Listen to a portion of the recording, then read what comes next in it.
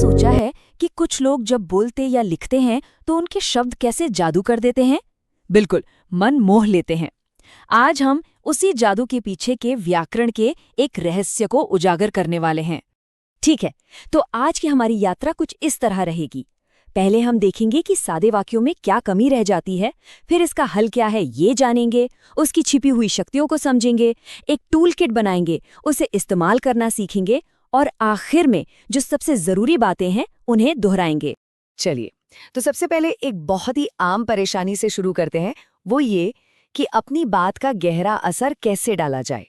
अब देखिए, बाईं तरफ लिखे वाक्य व्याकरण के हिसाब से तो बिल्कुल सही हैं, पर उनमें वो दम नहीं है ना? थोड़े फीके से लगते हैं। वहीं दूसरी तरफ सिर्फ एक शब्द जुड़ते ही पूरी भावना कितनी मजबूत हो जाती है। एक साधारण सी तारीफ एक सच्ची और दिल से निकली हुई तारीफ बन जाती है। तो आखिर वो कौन सी रहस्यमयी चीज है जो एक वाक्य को दूसरे से कहीं ज्यादा दमदार बना देती है? सारा खेल बस एक खास तरह के शब्द का है। सोच कर देखिए, अगर कोई कहे वो गाती है तो इससे ज्यादा कुछ पता नहीं चलता है ना, लेकिन अगर कहा जाए वो खूबसूरती से गाती है तो फौरन दिमाग में एक पूरी तस्वीर बन जाती है। तो आखिर ये रहस्यमयी शब्द है क्या? चलिए अब उससे पर्दा उठाते हैं। ऐसा समझिए कि क्रिया विशेषण हमारे वाक्यों के लिए मसालों की तरह है।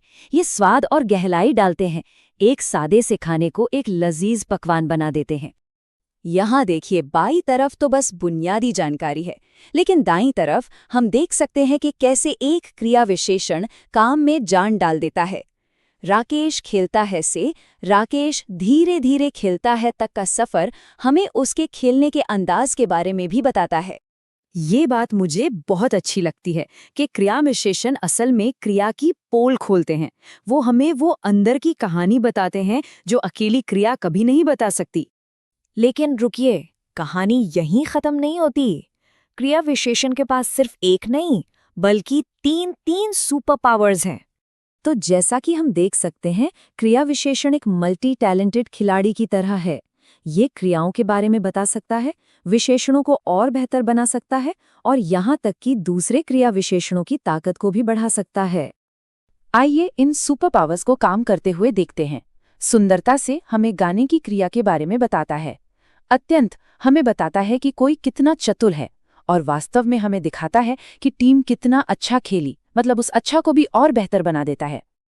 अच्छा, अब जब हम ये जान गए हैं कि ये क्या करते हैं, तो चलिए क्रिया विशेषणों को पहचानने और सही ढंग से इस्तेमाल करने के लिए एक आसान सी टूलकिट बनाते हैं।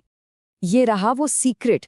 अगर किसी वाक्य में क्रिया विशेषण को ढूंढना है तो बस ये 5 सवाल पूछने हैं। ये टेबल बिल्कुल एक रोड मैप की तरह है।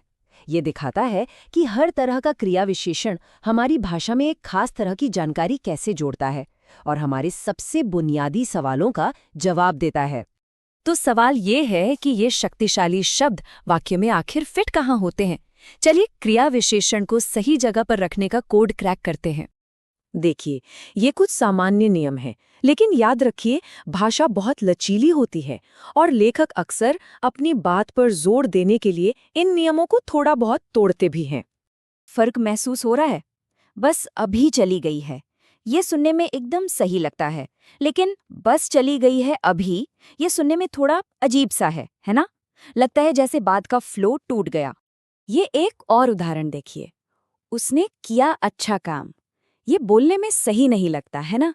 ऐसा इसलिए है क्योंकि अच्छा शब्द काम के बारे में बता रहा है और ये उसके बाद आना चाहिए। तो एक लेखक या एक वक्ता के तौर पर इन सब बातों का हमारे लिए क्या मतलब है? चलिए इसे संक्षेप में समझते हैं।